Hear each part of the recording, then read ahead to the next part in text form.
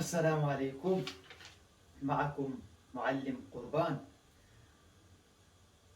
الدرس عن اللغة البشتو بشتو بختو بختو البشتوية البشتونية.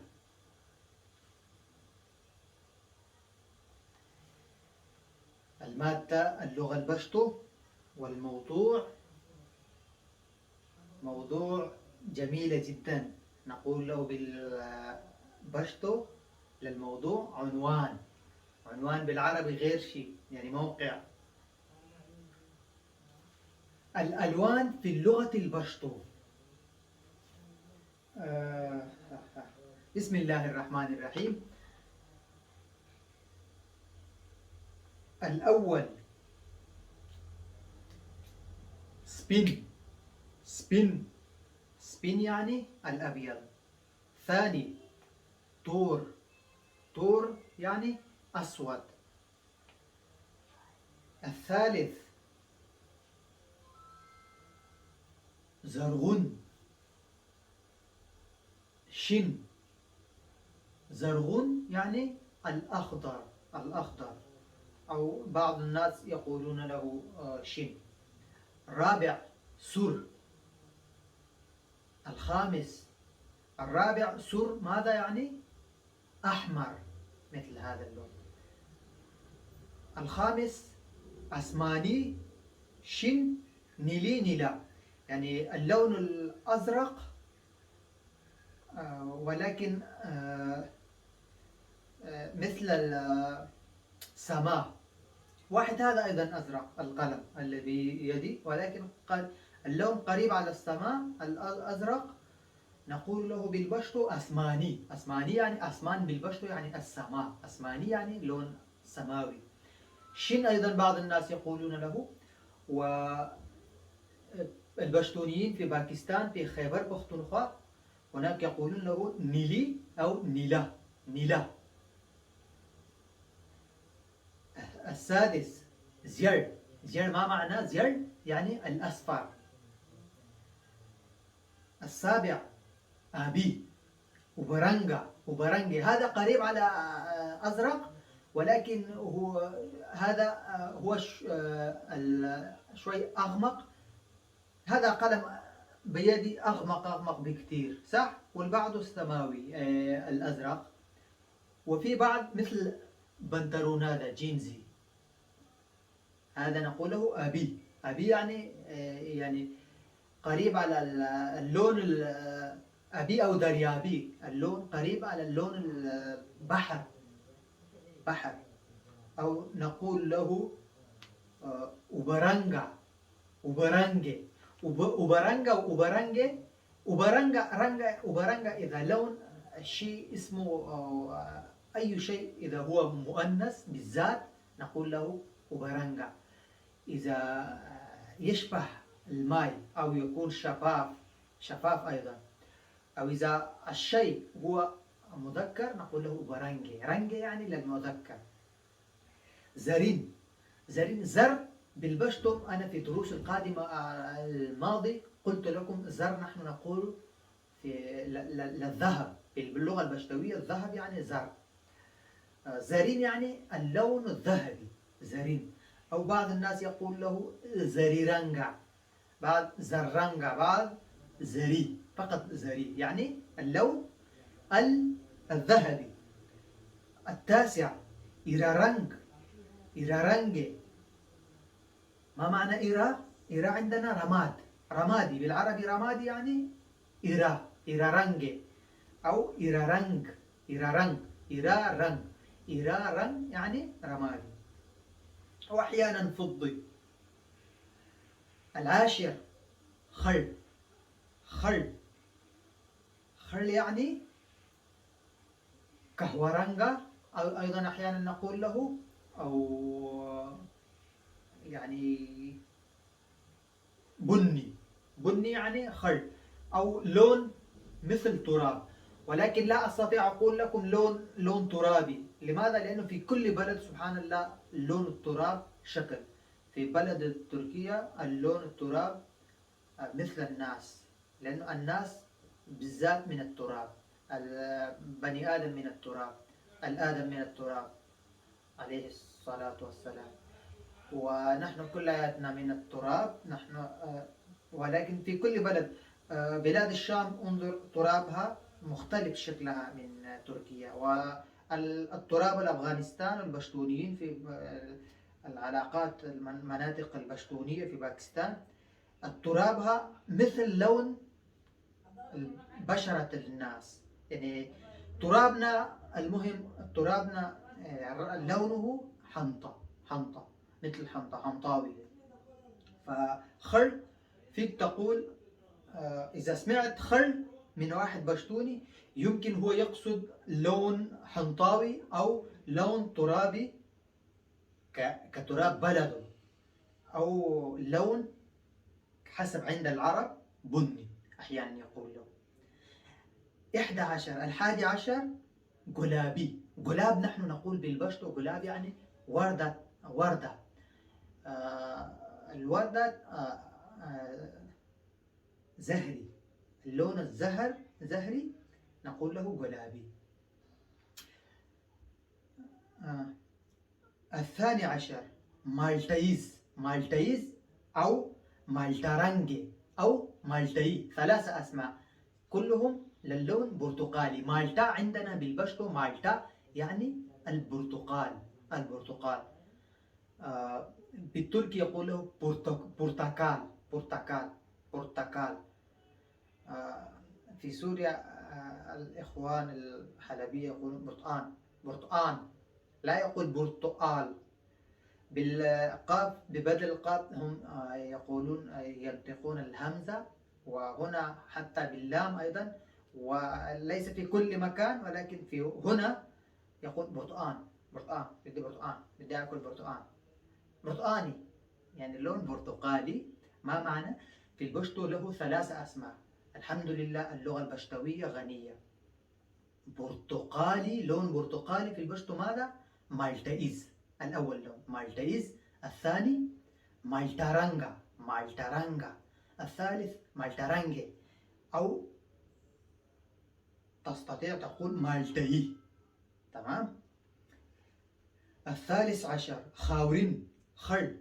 خاورين، خل ما معنى؟ يعني أسمر، أسمر كما قلت لكم. للأسمر ماذا؟ أنا أسمر مثلا، أنا لوني في البشتو خاورين، أنا خاورين مثل ترابي، أنا تراب أفغانستان. أو خل أيضا يقولون لي. للأسمر خاورين. الخامس عشر نسواري. نسواري أيضا قريب بين البني و أسمر، بين البني وأسمر، في لون قريب على بني وقريب على أحيانا يكون بين البني والأخضر. عسكري يعني عسكري. عسكري في العربي عسكري، لون العسكري، العسكر، اللون العسكري تبع اللون العسكر بلاد الشام. يعني إخوان السوريين يمكن يفهموا علي بسهولة. اللون العسكري عند بلاد الشام عند اللبنانيين والسوريين هذا نحن نقول له نسواري. ودي، ودي، ودي يعني أزرق غامق. هذا ودي، هذا قلم ودي، ودي أزرق غامق. أو نقول له أنا في لهجتي نحن في أفغانستان ودي، أحيانا البشتونيين الباكستان يقولون له كثير. نحن نقول له تكشين، تكشي، تك يعني أزرق غامق. نارنجي، نارنجي يعني لون الليمون. عفوا، نعم. السابع عشر، السادس عشر قلت لكم ودي أزرق غامق، أزرق أو التكشين نقول له. والسابع عشر نارنجي، اللون بين البرتقال والليمون أو ليموني يعني فيك تقول، يعني ليس أصفر. في يوجد بعض الألوان. إذا بعض الناس يعني إذا لو نظره ضعيف يقول هذا أصفر، أو يقول هذا ليموني، لون ليموني، يعني لون ليموني وليس برتقالي. هذا نقوله نارنجي.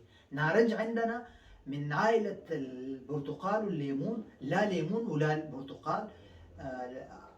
طعمه مثل البرتقال، مثل البرتقال، ولكن أصغر من البرتقال وأكبر من الليمون، بقد ليمون التركية. ولا يكون حامض جدا، ولا طعمه مثل البرتقال، يعني طعمه مثل كأنه أحد ضع فيه سكر، هكذا عندنا موجود. وفي منهم يأتي حامض جدا، كمان أيضا نقول له نارنجي، يعني المهم ليموني، تستطيع تقول ليموني، لون ليمون. 18 أرغواني. أرغواني بنفسجي، بالعربي أيضا يعني بنفسجي، نحن عندنا بالبشتو أرغواني، أو فيك تقول بالبشتو بنفسجي، بالبشتو أيضا. 19 بيروزي. بيروزي، بيروزي يعني اللون الفيروز، اللون الفيروز بالعربي أيضا هكذا. 20 شفاف سبين بلوري أو بلوري. لون بلور كيف؟ مثل هذه المنسحة، لوحة لونها لبن مثل الحليب، صح؟ أبيض يعني. ولكن هناك خيالي ظلي يأتي، نحن نرى، أنا أرى ظلي. بلور كيف؟ بلور سادة وليست مرآية. بلور سادة نحن نقول له أحيانا سبين أيضا، ولونه واسمه أصلي شفاف، بالعربي أيضا هكذا شفاف. سبين أو بلوري، لون بلوري نقول له. 20 21 21 غنمرن. غنمرن يعني حنطاوي، بالضبط بالضبط حنطاوي. غنم يعني عندنا حنطة برغل، أو رنگ يعني رنگ، يعني اللون غنمرن. 22 تلاهي. تلاهي يعني ما معنى تلاهي؟ يعني أشقر. أشقر لا يكون أحمر ولا يكون يا أبيض، صح؟ الأبيض والأحمر مخلط، ماذا يصبح؟ أشقر. تلاهي. تلاهي يعني أشقر. وأيضا نقول له سربخن. سربخن يعني قريب على الأحمر طبعا. هذول 22 ألوان اليوم أنا قلت لكم. وهذا الحمد لله ثم الحمد لله بالتحدي، بالتحدي لن تجد الدرس في اللغة للغة البشتوية ألوان مثلي أنا. يعني الدرس عن الألوان في اللغة البشتوية مثل ما أنا قدمت لكم. يمكن تلاقي 7 أو 10، أكثر شيء 15. أنا 22 ألوان أقدمت لكم، فأنا تعبت نفسي جدا، يعني هذا دفتر وليس كتاب، أنا كثير تعبت عليه لأجلكم. فإن شاء الله أتمنى منكم تتعلموا، وأتمنى منكم، أنا لا أريد منكم جزاء ولا شكورا، ولا أقول لكم كل شيء، تعليق كومنت شير وسبسكرايب. إذا أنت مشترك في قناتي، إذا أنت كنت لست مشترك في قناتي، فرجاء اشترك في قناتي، لأن مثل هذا الدرس يوجد من العديد الدروس جميلة، فيديوهات جميلة في نفس القناة عندي، تعلم مع قربان أفغان، كي تستفيد أكثر. وإذا لو كنت مشترك فرجاء لا أريد منكم شيء، فقط شجعوني. شجعوني لماذا؟ للمزيد، لكي أخدم إخواني العرب، لكي أخدم اللغة البشتوية، لكي أخدم المسلمين للمزيد. إذا أنتم شجعتوني أنا أخدم أكثر. شجعوني فقط، هذا حقي أيضا عليكم، شجعوني. تعالوا الآن شوي الشرحة، قليلا من الشرح من أجل الألوان. سبين يعني كما قلت لكم الأبيض، فكيف لازم نقول إذا هم كثار أشياء كثير أبيض؟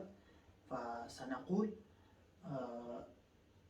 إذا مذكر أشياء مذكر، مثلا مذكر أشياء نقول له سبين، أيضا سبين إذا كثار، والواحد أيضا سبين. ولكن إذا مؤنث كثير ألوان أبيض نقول سبيني. سبيني يعني كثير. طور قلت لكم الأسود، ولكن إذا كثير أيضا بنفس الوقت طور. بالعربي مثلا سود، صح؟ ولكن سوداء كثيرة المؤنث. طوري، طوري يعني السوداء كثير للجمع. سر، سر سري، سري يعني كثير. أسماني، أسماني جمع أيضا أسماني، مفرد أيضا أسماني. أو شين، شني، شني جمع، شين مفرد. أبي، أبي أيضا مفرد وجمع. أوبرانجا، أوبرانجي، جي، جي أوبرانجي يعني جمع، اللون الماء مثل الماء أو بحري. زرين مفرد يعني ذهبي. زريني، زريني أو زري يعني جمع.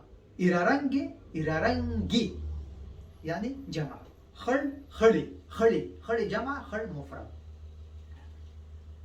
غلابي، غلاب، غلابي، غلابي يعني جمع للمؤنث.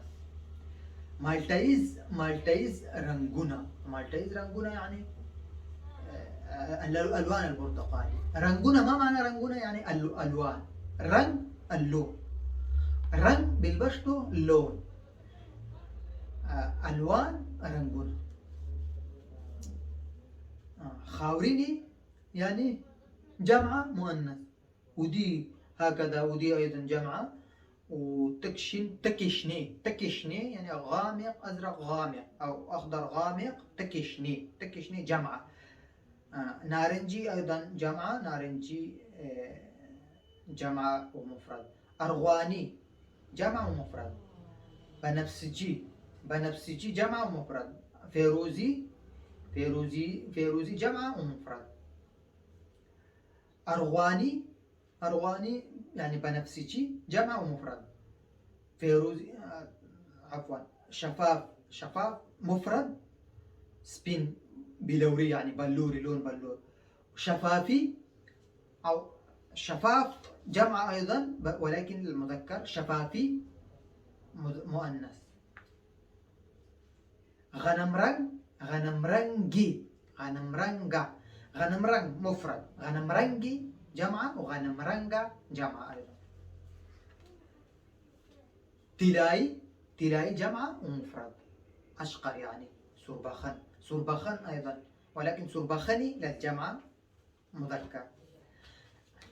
الآن محاورات جميلة ومحاورات معروفة باللغة البشتوية وفي البشتونية عن الألوان. مثلا الأول دجون رنجونا، دجون رنجونا يعني ألوان الحياة، ألوان العيشة، ألوان الحياة. ما معناه؟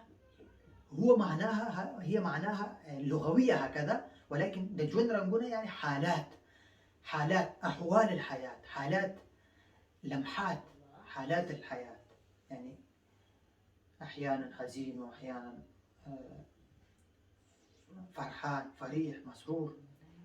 بران مايندي، بران مايندي، بران مايندي يعني هذا عاشق اللون، هذا عاشق اللون، عاشق اللون. عاشق اللون كيف؟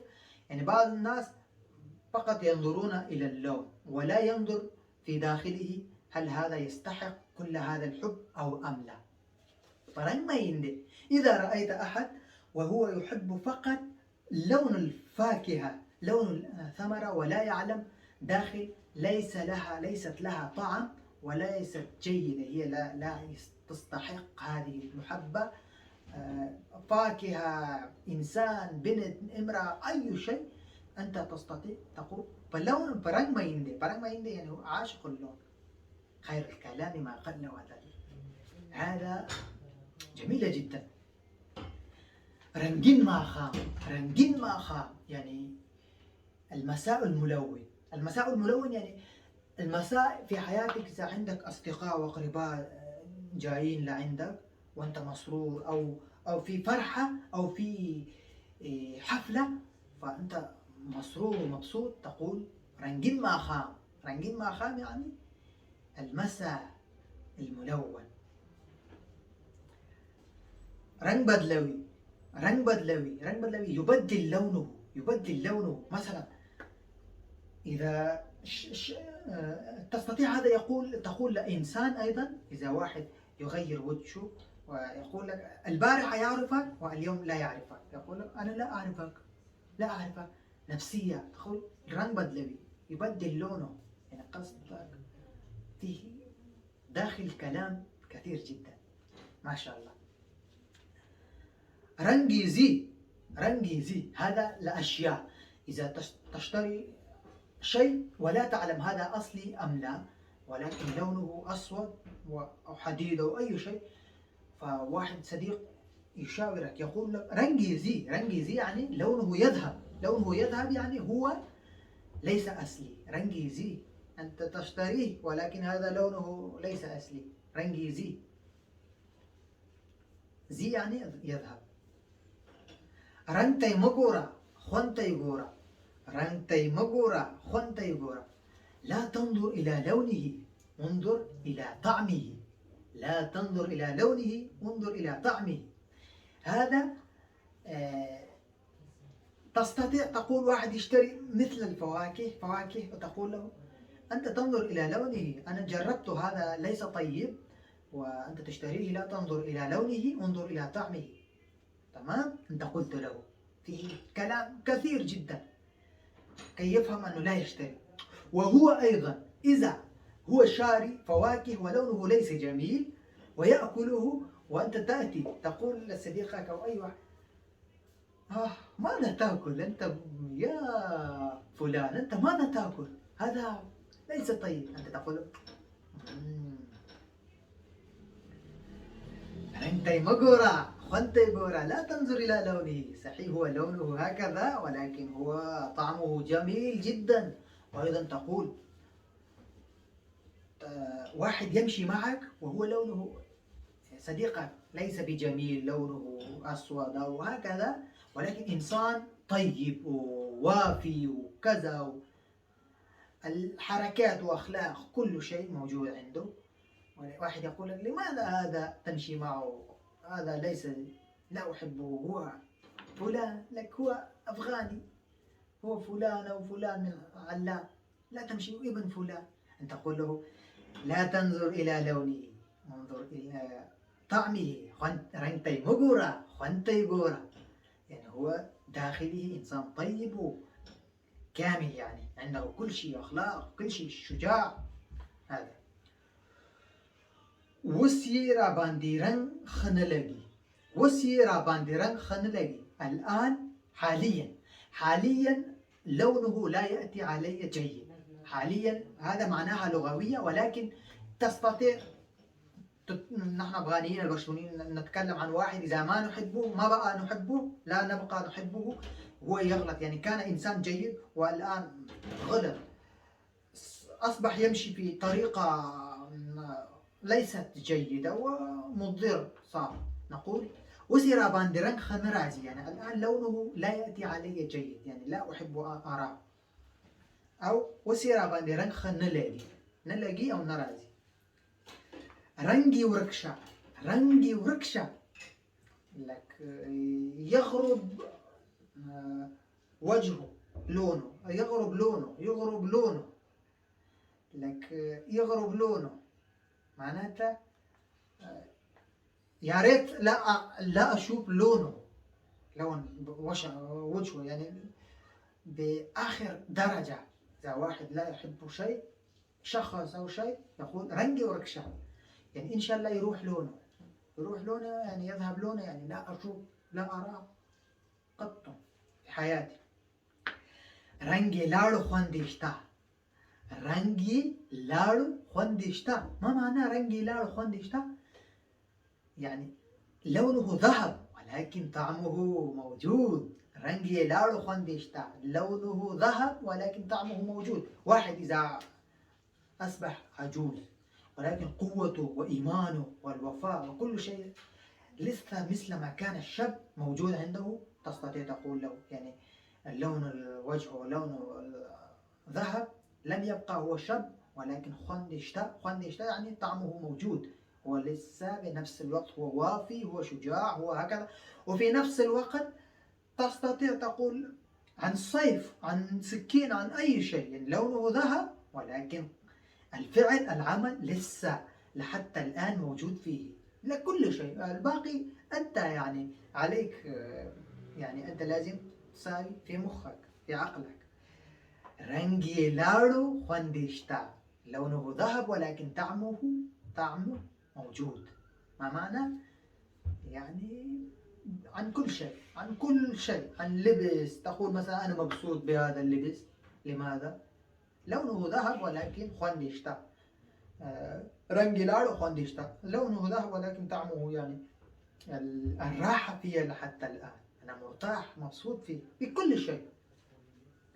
هذا العبارات مشهورة معروفة جدا عند البشتوريين عن اللون اللي يستخدمونه في اللون. كاش چې د رنگ په څیر دی اخلاق وي، کاش چې د رنگ په څیر یې اخلاق وي، او کاش چې د رنگ په څیر یې اخلاق وي. ماذا يعني؟ يا ليت مثل لونه مثل اخلاقه، مثل لونه مثل اخلاقه، مثل حسن عمله.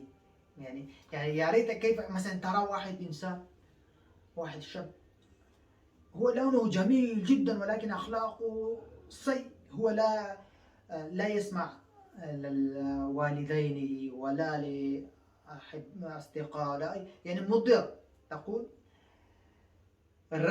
کاش چې د رنگ په څیر یې اخلاق وي، کاش چې د رنگ په څیر یې اخلاق وي، يعني کاش يا ليت مثل لونه مثل أخلاق، يعني مثل يا ليته كما لونه مثل اللون يكون أخلاقه.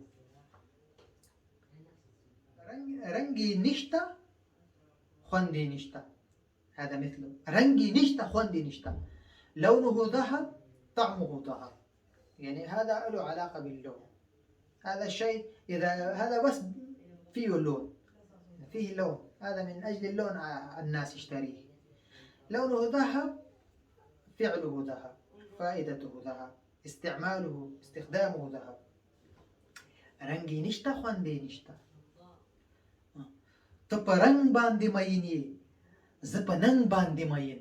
هذا مشهور جدا عند الأفغانيين، جدا جدا عند البشتونيين خاصة. تو په رنگ باندې مینی زه په ننګ باندې مین، يعني أنت عاشق اللون وأنا عاشق الشجاع، عاشق الوفاء. و نن يعني الوفاء، واحد يوقف مع قومه ومع أهله، مع أصدقائه.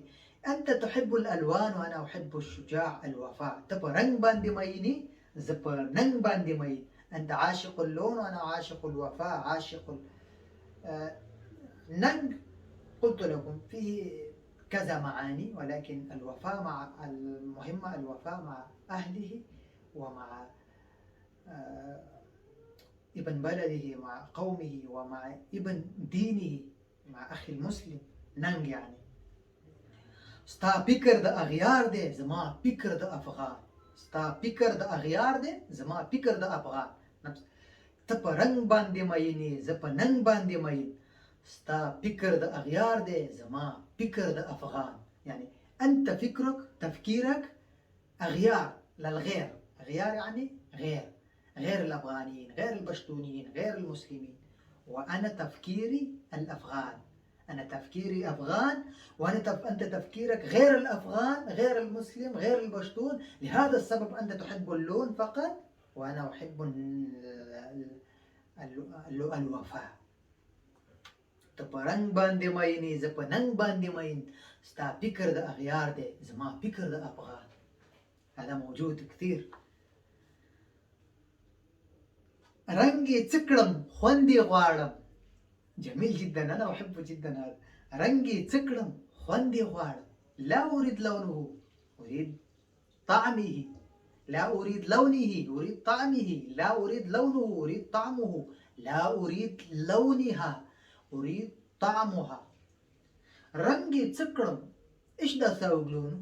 إيش دا أسوي بلونه؟ ماذا سوف أفعل بلونه؟ أريد طعمه، لا تريني لونه. رنگي تسكرم خوندي غوارم، خوند يعني طعم، غوارم يعني أريد. دير زري رنگ بدل كلو، ولا كثير. هذا كثير، أريد أساوي حلقتين لأنه هذا عبارات جميلة جدا جدا جدا جدا إن شاء الله. عبارات لسه في صفحتين ونصف، عبارات جميلة جدا أنا أحبهم وأجمعتهم من زمان، من أسبوعين أفكر فيهم وأقرأ عن عبارات البشتوية المعروفة ومشهورة، وأجمعتهم ولا أحب أتركه ولا أحب أيضا أطول عليكم لكي تحبوا الدرس. لا أعلم ماذا أفعل.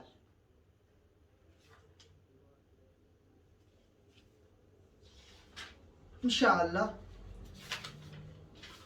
الباقي في حلقة الثانية، تمام؟ إن شاء الله. فقلت لكم إذا أنت مشترك، لو أنت مشترك في قناتي فعليك تشجيعي، شجعوني، لا أريد منكم شيء، شجعوني في أي طريقة بإمكانك أنت تستطيع تشجعني للمزيد. وإذا أنت جديد فلا تنسى الاشتراك رجاء، لأن موجودة فيديوهات جميلة جدا مثل هذا الموضوع عن اللغة البشتوية. وأنا قد قلت لكم في كثير الدروس أنه أنا لهذا السبب أنا فيني أستطيع أكتب مثل صفحة الفيسبوك تعلم اللغة البشتو مع قربان أفغان.